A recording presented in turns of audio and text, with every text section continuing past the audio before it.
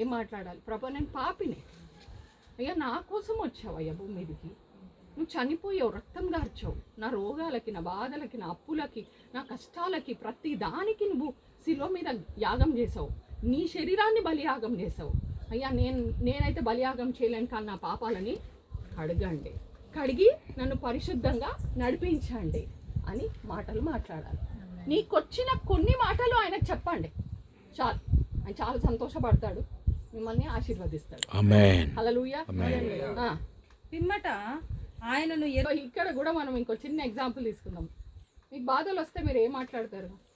ఎందుకయ్యా ఈ బతుకు, నాకు నన్ను తీసుకుపోరాదయ్యా, నేను ఏమన్నా మింగన్నా సస్తానయ్యా, లేకపోతే ఎక్కడన్నా దుంతానయ్యా అని వస్తుందా రాదు ఆలోచన?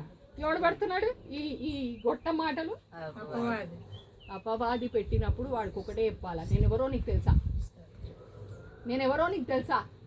నేను ఆయన బిడ్డని, నా తండ్రి అక్కడ పరలోకంలో కూర్చొని ఉన్నాడు,